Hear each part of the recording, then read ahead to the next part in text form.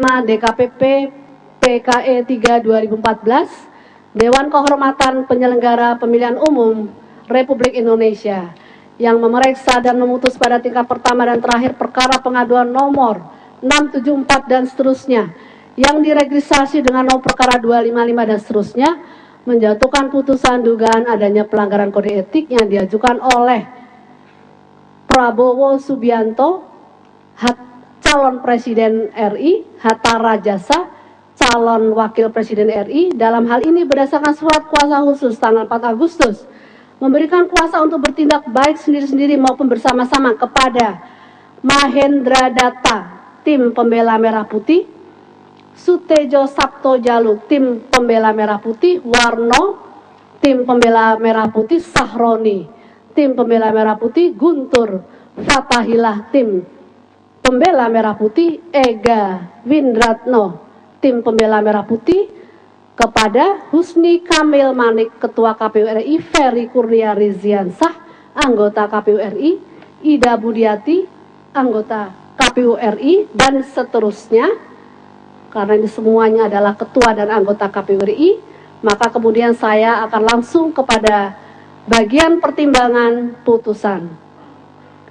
Menimbang pengadu pada pokoknya mendalilkan bahwa perbuatan teradu telah melakukan pelanggaran etika penyelenggara pemilu dengan melakukan pembukaan kotak suara yang sudah tersegel.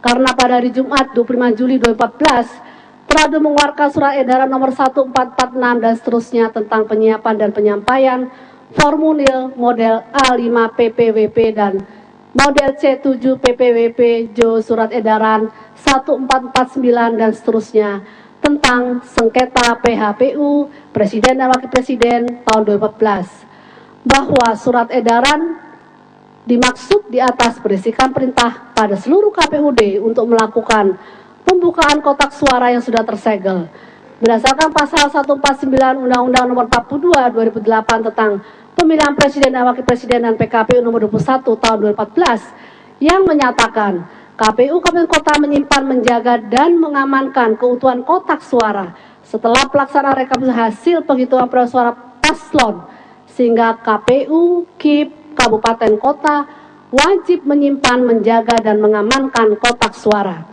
Tindakan KPU itu telah melanggar PKPU nomor 21 tahun 2014. KPU KIP Kabupaten Kota wajib dalam hal ini menyimpan dan menjaga serta mengamankan keutuhan seluruh kotak suara yang berisi surat suara dari seluruh TPS di wilayah kerjanya dan formulir di tingkat TPS dalam keadaan tersegel.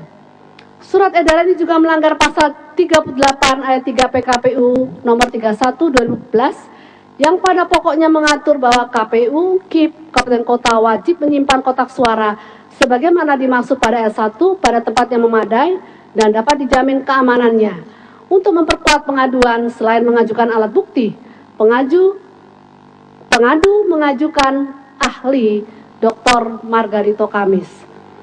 Menimbang para teradu dalam jawaban terhadap dalil pengaduan bahwa para teradu dalam pembukaan kotak suara tidaklah bertujuan untuk melakukan perubahan terhadap data sebagaimana cantum dalam sertifikat maupun perolehan suara peserta Pilpres. Kegiatan pembukaan kotak suara semata-mata untuk melaksanakan perintah Mahkamah Konstitusi seperti tercantum dalam peraturan MK nomor 4 2014. Dalam konsep keadilan pemilu, peserta pemilu diberikan kesempatan untuk menyampaikan keberatan pada lembaga hukum, sedangkan penyelenggara pemilu mempunyai kewajiban merespon keberatan tersebut berbasis fakta dan data.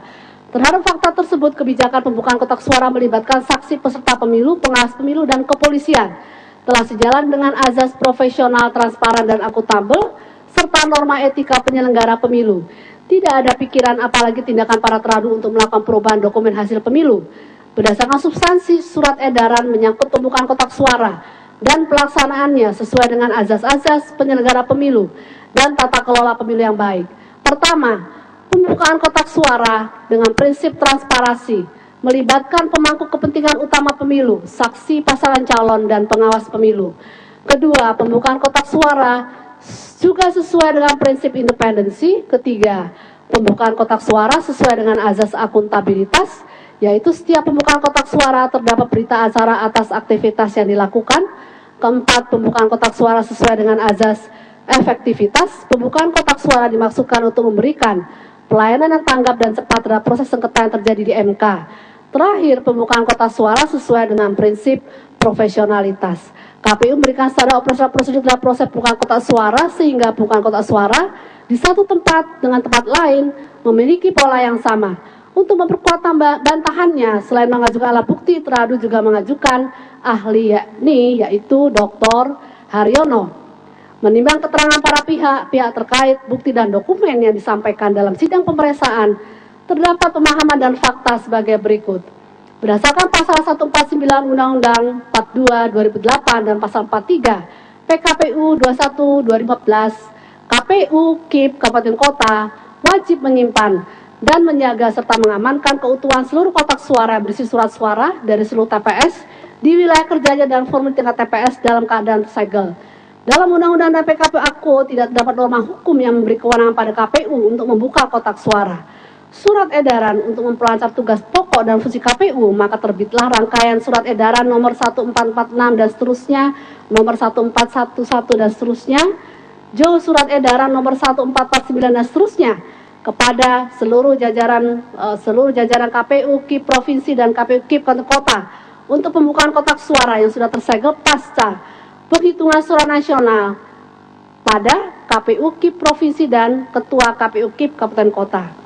Terhadap pembukaan kotak suara dalam perkara AKO ahli yang diajukan pengadu Dr. Margarito Kamis mengatakan bahwa surat edaran yang dikeluarkan oleh KPU untuk membuka kotak suara adalah perbuatan melawan hukum, tidaklah mengikat bagi pihak lainnya dan harus berdasarkan perintah Mahkamah Konstitusi. Sementara ahli teradu Dr. Hari mengatakan bahwa secara fisik kotak suara merupakan properti KPU. KPU memiliki hak untuk membuka kotak suara tanpa meminta pendapat dari Mahkamah Konstitusi. Berdasarkan presumption of legality, seharusnya menempatkan tindakan KPU sebagai sesuatu yang dianggap legal, dan karena itu tindakan pembukaan kotak suara bukan merupakan satu pelanggaran. Terhadap pendapat para ahli tersebut, kami berpendapat bahwa meskipun KPU merupakan penguasa kotak suara secara fisik, namun data, dokumen, dan informasi di dalam kotak suara bukanlah milik KPU, tetapi milik publik sebagai mahkota atau nyawanya pemilu. Kepentingan pemilih sebagai pihak yang memberikan suara dan peserta pemilu merupakan satu nilai dan prinsip yang harus terjaga di dalam kotak suara. Pembukaan kotak suara baru dapat dilakukan berdasarkan perintah undang-undang, yakni pada tahapan rekapitulasi dalam rapat pleno terbuka yang dihadiri pihak pengawas, peserta pemilu dan saksi. Kotak suara sebagai tempat penyimpanan surat suara dan dokumen-dokumen terkait seluruh proses dan hasil pemungutan dan suara merupakan dasar dan sumber informasi yang pertama dan primer dalam pemilu. Apabila dikaitkan dengan kepentingan KPU untuk mempersiapkan diri menghadapi sengketa PKPU, maka pembukaan kotak suara tersebut haruslah berdasarkan kebutuhan, permintaan, atau perintah dari Mahkamah Konstitusi, atau apabila ada perintah pengadilan untuk kasus-kasus yang berkaitan dengan proses justisia. Surat